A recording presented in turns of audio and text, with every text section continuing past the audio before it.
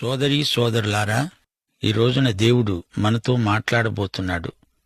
ఆయన చిత్తమేదో పరీక్షించి తెలుసుకుందాము. దేవుని నోటి మాటలు మన ఆత్మలకు ఆరోగ్యమై, ఆహారమై, మనకు తృప్తిని, పుష్టిని కలిగించాలని నిరీక్షిద్దాము. ప్రార్థన చేసుకుందాం. దేవా, తండ్రి, మీ వాక్య సత్యాలు మమ్మలను ఉత్తేజపరచాలని, మా వ్యక్తిగత జీవితాలను పరివర్తనాత్మకంగా మార్చాలని ప్రార్థిస్తున్నాము.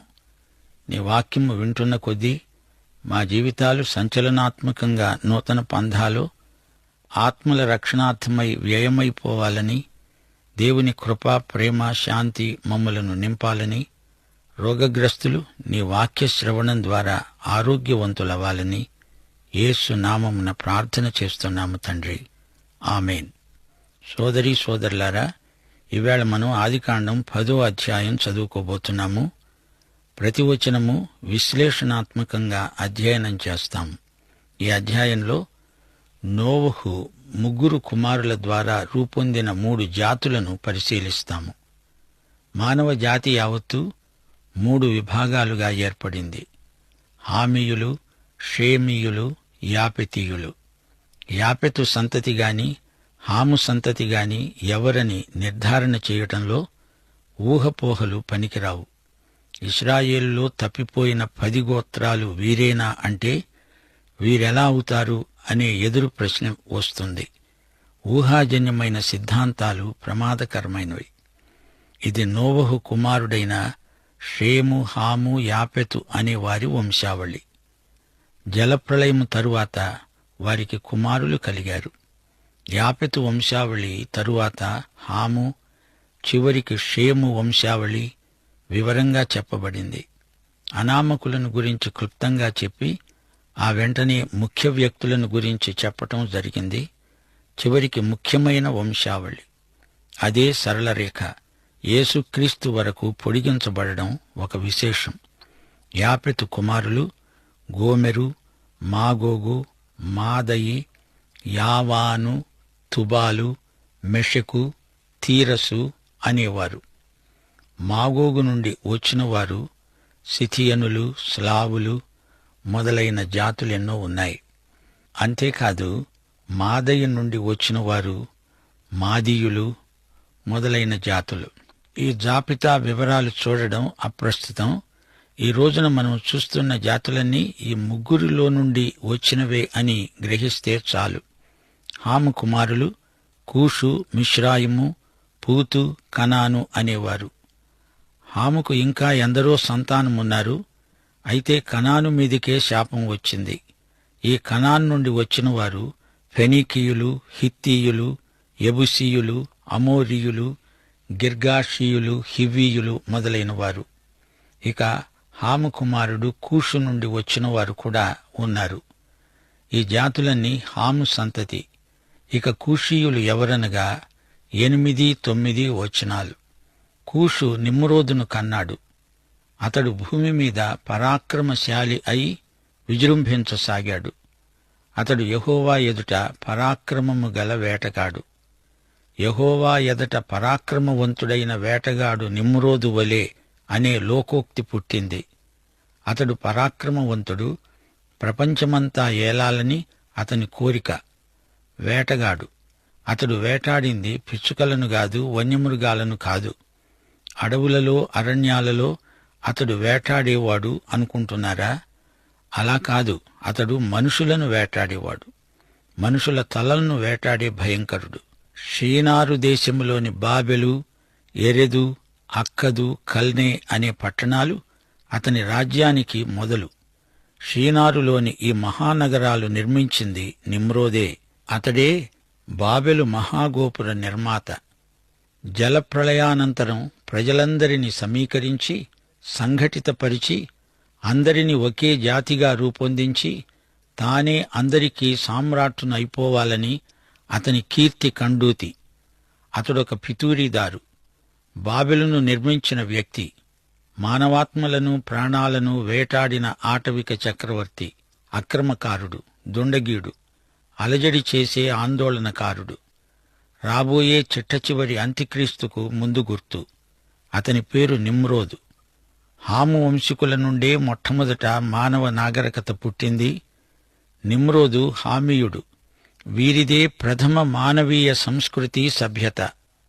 పరిశుద్ధాత్మ ఏ విధంగా వంశావళులను క్రమబద్ధంగా మనకు పరిచయం చేస్తున్నాడో గ్రహించాలి.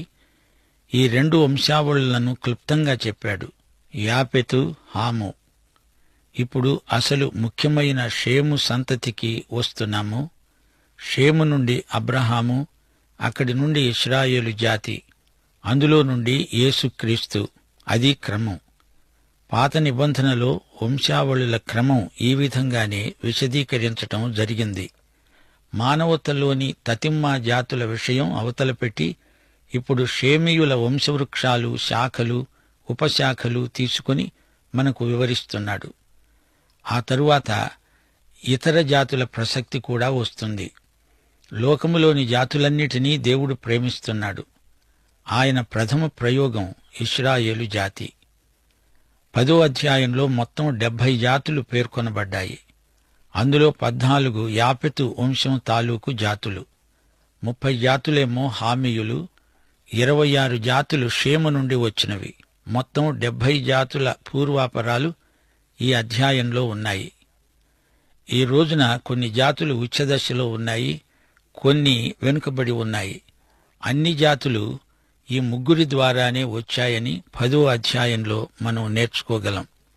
దావీదు, సొలొమోను ప్రభృతుల హయాములో షేమీయులు పైన ఉన్నారు. షేము నుండి ఇతర జాతులు వచ్చాయి. సిథియనులు, లుథియనులు, ఆర్మేనియన్లు మొదలైన గొప్ప జాతులు తరువాత వచ్చాయి. చరిత్ర చక్రభ్రమణంలో కొన్ని జాతులు పైకి రావడం, కొన్ని కిందికి పోవడం జరుగుతూనే ఉంది. హాము, షేము, యాపెతు జాతుల చరిత్రకు ఈ త్రిభుజ ప్రసారం, ముక్కోణ ప్రస్తారం జరగడం విశేషం. మానవ జాతుల ఆవిర్భావం 10వ అధ్యాయంలో ఉంది. గ్రహించండి, తుట్టతుదకు జాతులకు అతీతమైన దేవుని రాజ్య సంస్థాపనం జరుగుతుంది. షేము కుమారుల పేర్లు వింటారా? 21వ వచనం, 25వ వచనం. ఏబెరు యొక్క కుమారులందరికీ పితరుడు, పెద్దవాడు అయిన యాపెతు సహోదరుడైన షేముకు కూడా సంతానం కలిగింది. ఏబెరుకు 2 కుమారులు కలిగారు. వారిలో ఒకని పేరు పెలెగు. అతని హయాములోనే భూమి దేశములుగా విభజించబడింది. అతని సహోదరుని పేరు యోక్తాను. ఈ అధ్యాయంలోని వృత్తాంతమంతా 11వ అధ్యాయానికి ఉపోద్ఘాతం. 11వ అధ్యాయంలో బాబెలు గోపుర నిర్మాణ గాథ ఉంది. అప్పుడు లోకం దేశదేశాలుగా విభజింపబడింది. ఇప్పుడు ఈ 10వ అధ్యాయంలోని చిట్ట చివరి వచనం వినండి. వారి వారి జనములలో వారి వారి సంతతుల ప్రకారం నోవహు కుమారుల వంశాలు ఇవే. జలప్రవాహము గతించిన తరువాత వీరిలో నుండి జనములు భూమి మీద వ్యాపించాయి. 10వ అధ్యాయం గురించి ఇంతకంటే ఎక్కువ చెప్పలేము. ఎక్కడ చూచినా పేర్లే. మీరు తీరికగా కూర్చొని ఈ పేర్లు ఒక్కసారి మొదటి నుంచి చివరి వరకు, చివరి నుండి మొదటి వరకు చదివి చూడండి. మీకేమనిపిస్తుంది? ఆ పేర్ల ధ్వనిలో కూడా నాకెంతో అవ్యక్త మాధుర్య నాదం వినిపిస్తుంది. నాటి మానవ కుటుంబం ఎంత విస్తృతమైనదో, అందులో నీవు నేను ఉన్నాము అనే విషయం మన హృదయాలకు ఎంతో తృప్తి కలిగిస్తుంది. ఇంతటితో 10వ అధ్యాయం సమాప్తం. ఇక 11వ అధ్యాయం. ఈ అధ్యాయంలో బాబెలు గోపుర నిర్మాణ వృత్తాంతం, షేము నుండి అబ్రహాము వరకు మన ప్రయాణం. ఇప్పుడు వివరాలు. భూమియందు అంతటా ఒక్క భాష, ఒక్క పలుకు ఉంది. అప్పుడు అందరూ ఏ భాష మాట్లాడేవారో ఏమో మనకు తెలీదు. లోకమంతటా ఒకే భాష ఉండేదా? అదొక ఆకర్షణ. పరలోకంలో మనకు ఒకే భాష ఉంటుందా? అవును. అది ఏ భాషో తెలియదు. నేస్తం, మనకు లోకమంతా ఒకే భాష ఇప్పుడుంటేనా సువార్త ప్రకటన ఎంతో సులభమై ఉండేదే అనిపిస్తుంది. అయితే కొంచెముండండి. ఏకభాషా సౌలభ్యం సైతాను దుర్వినియోగం చేసి లోకమంతటినీ తిరుగుబాటుకు నడిపిస్తే అది గొప్ప ప్రమాదం. అచ్చం అదే జరిగింది. సావధానంగా వినండి. వారు తూర్పున ప్రయాణమైపోతూ ఉంటే షీనారు దేశమందు ఒక మైదానం వారికి కనిపించింది. అక్కడే వారు నివసించారు. వారు తూర్పు నుంచి బయలుదేరారు. మానవత తూర్పు నుంచి కదిలింది, పడమటికి వెళ్లుతున్నది. షీనారు మైదానం అంటే టైగ్రిస్ యూఫ్రటిస్ లోయ. మనం ఇటుకలు చేసి వాటిని బాగా కాలుద్దాము రండని ఒకరితో ఒకరు మాట్లాడుకున్నారు కూడా. రాళ్లకు బదులుగా ఇటుకలు, అడుసుకు బదులు మట్టి కీలు వారికి ఉంది. రాళ్లు దొరకవు, అందుచేత ఇటుకలు కాల్చే పద్ధతి కనిపెట్టారు. అవసరాన్ని బట్టి ఒత్తిడి చేత కొత్త విధానాలు మనిషి కనిపెడుతూనే ఉన్నాడు. ఇదే సత్యం మనకిక్కడ బోధపడుతోంది. అందరూ పోగై అనుకున్నారు, మనము భూమియందు అంతటా చెదరిపోకుండా ఒక పట్టణాన్ని, ఆకాశమునంటే శిఖరము గల ఒక గోపురాన్ని నిర్మిద్దాం రండి. మనం గొప్ప పేరు ప్రఖ్యాతులు సంపాదించుకుందాం. పేరు కావాలి వీరికి. కీర్తి కండూతితో వెర్రెక్కిపోయారు.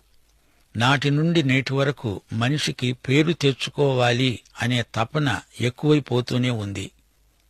ఈ రోజున పేరు ప్రఖ్యాతులు గడించే జూదం మరీ పేట్రేగిపోతోంది. నేను నేను నేను ఇదే స్మరణ. నేను సర్వనామ స్మరణ. కొందరు వ్యక్తులకు ఇదే ఎక్కువైపోయింది. మానవుడికి వచ్చిన పెద్ద జ్వరం ఇది. మనిషి కట్టుకున్న బాబెలు అతడి అహంకారానికి అద్దం పడుతోంది. అది టైగ్రిస్ యూఫ్రటిస్ లోయ మైదానం. ఈ మైదానం ఎంతో చరిత్ర గలది.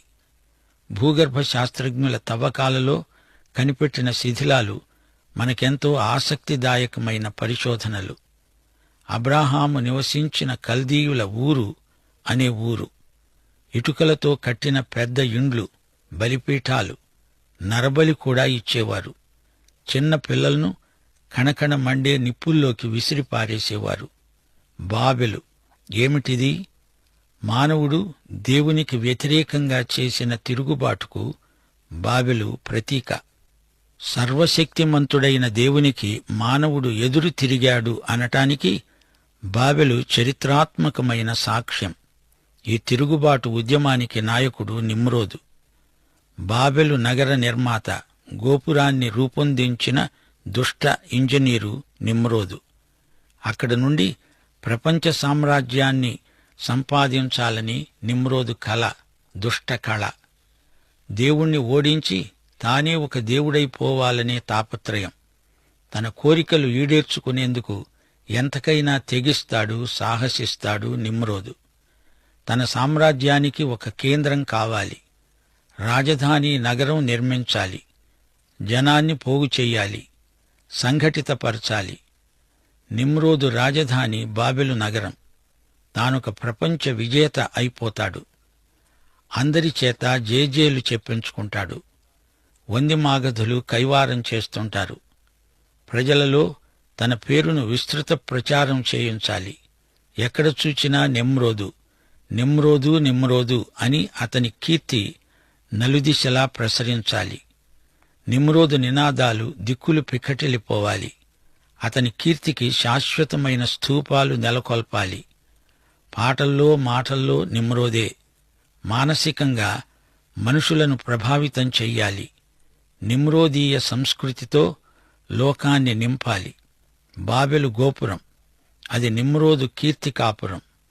రండి, అందరూ ఒకటి కండి, ప్రపంచ ప్రజలారా ఏకం కండి, నిమ్రోదు మనుష్యులైపోండి. ఇది అతని పేరు దాహం, కీర్తి కామన, స్వాతిశయంతో కైపెక్కిపోయిన దైవ విరోధి నిమ్రోదు. సైతానీయ ప్రవృత్తికి పెట్టింది పేరు నిమ్రోదు. ఈ బాబెలు నిర్మాణం గురించి మరో దృక్కోణంలో చూతాము. వరదలు వస్తే ప్రజలకు ఆశ్రయంగా ఉంటుంది అనే ఉద్దేశ్యంతో నిమ్రోదు అది నిర్మించలేదు. తన ఘనతను ప్రదర్శించుకునేందుకు దాన్ని కట్టాడు నిమ్రోదు. మీరు విస్తరించి భూమిని నింపండి అని దేవుడు మానవునికి ఆజ్ఞాపించాడు. అయితే మానవుడు అలా చేయటానికి ఇష్టం లేక అందరూ ఒకే చోట ఉండిపోవాలని, దేవునికి వ్యతిరేక ఉద్యమం నిర్వహించాలని పూనుకున్నారు. ఈ షీనారు మైదానం మనిషి తలబిరుసుతనాన్ని వ్యక్తం చేస్తున్నది. దేవుడు నీతో మాకేం పని అన్నట్లుంది ఈ బాబెలు తిరుగుబాటు. ఇందులో మరో రహస్యం ఉంది. ఈ బాబెలు ఉద్యమం మత విషయికమైనది కూడా. సృష్టికర్తను మరచి ప్రజలు సృష్టమును పూజించే విధానానికి బాబెలు సంకేతం. గోపుర శిఖరాన సూర్యచంద్ర నక్షత్ర పూజా కార్యక్రమం ఉంది. ప్రకృతి శక్తుల భీభత్సం రాకుండా ఆకాశ శక్తులకు పూజలు చేసే ఉపశాంతి విధానమిది. బాబెలు గోపురం విషయంలో దేవుడు ఏమనుకుంటున్నాడు? 5-6 వచనాలు. నరుల కుమారులు కట్టిన పట్టణమును గోపురమును చూడాలని యెహోవా దిగివచ్చాడు. అప్పుడు యెహోవా అనుకున్నాడు, ఇదిగో జనం ఒక్కటే, వారికందరికీ భాష ఒక్కటే. వారు పని ఆరంభించి ఉన్నారు. ఇక మీదట వారు చేయ తలపెట్టిన ఏ పనైనా చేయకుండా వారికి ఆటంకమేమీ ఉండదు. గనుక మనము దిగిపోయి వారిలో ఒకరి మాట ఒకరికి తెలియకుండా అక్కడ వారి భాష తారుమారు చేతాము. యెహోవా అక్కడి నుండి భూమియందు అంతటా వారిని చెదరగొట్టాడు. గనుక వారు ఆ పట్టణం కట్టడం మానేశారు. దానికి బాబెలు అని పేరు పెట్టారు. ఎందుకంటే అక్కడ యెహోవా భూజనులందరి భాషను తారుమారు చేశాడు. అక్కడి నుండి యెహోవా భూమియందు అంతటా వారిని చెదరగొట్టాడు. వారందరికీ ఒకే భాష. పలు భాషలైతే ఒకరితో ఒకరు సంభాషించలేక సహవాసం చెయ్యలేరు. భాష వారినందరినీ ఏకం చేసింది. వారంతా కలిసి ఎంత పనైనా సునాయాసంగా చేయగలరు. భాష వారికి అడ్డురాదు. ఎప్పటికప్పుడే సమాచారం విడుదలవుతుంది, ప్రసారమవుతుంది. అనుకున్నది అంటారు, అన్నది అప్పుడే చేసేస్తారు. మహాప్రళయం వచ్చినా మానవుని పతనం అతణ్ణి పాపిగానే ఉంచేసింది. పాపులు తిరుగుబాటు చేస్తుంటే దేవుడు చూస్తూ ఊరుకోడు, చర్య తీసుకుంటాడు. మానవులు మంచికి కాదు, చెడుగు చేయటానికి ఒకటై విజృంభిస్తున్నారు. గనుక దేవుడు వారిని చెదరగొట్టి ఒకరి మాట ఒకరికి తెలియకుండా ఒకే భాషను పలు రకాల ప్రాంతీయ భాషలుగా మారుస్తున్నాడు. మనిషిలోని సృజనాత్మక శక్తి వెర్రితలలు వేస్తుంటే దేవుడు చర్య తీసుకొని తీరతాడు. మనిషి ఏదైనా చేయగలడు, చంద్రమండలానికి ఎగిరి వెళ్లగలడు. భూమికి 10 కిలోమీటర్ల ఎత్తున విమానంలో వేగవంతంగా ప్రయాణం చేయగలడు. ఈ రోజున మనిషి శాస్త్ర విజ్ఞానం హద్దుమీరిపోతున్నది. మానవ జీవితంలో భాష ఎంత గొప్ప పాత్ర వహించగలదో చూచారా? భాష మానవుని భావ వ్యక్తీకరణ సాధనం. భాష మానవుని మేధకు అభివ్యక్తి. అయితే పాపి భాష శిక్షార్హమైనది. భాషలోని అశ్లీల ధోరణులు, చెడుగు చేయటానికి మనుషులు ఈ భాషా సాధనంతో ఒకరినొకరు ఎలా ఉద్రేకపరుచుకుంటారో అదంతా నేడు మనం చూస్తూనే ఉన్నాం. భాష లేని మానవ జీవితం మూగబోతుంది. అది అనూహ్యం. మానవ కార్యకలాపాలు స్తంభించిపోతాయి. పాపి క్రియలు భాష లేకపోతే కొంతవరకైనా తగ్గుతాయి. ఒక ఆయన పరమ అబద్ధికుడని పేరు గడించాడు. అతనికి 14 భాషలు వచ్చు. అంటే అతడు 14 భాషల్లో అబద్ధాలు చెబుతాడు. అంచేత అతని పాపం 14 రెట్లకు పెరిగింది. మానవులంతా తిరుగుబాటులో ఒకటైపోయారు. కాని ఇప్పుడు భాషల తారుమారును బట్టి వేరైపోయారు.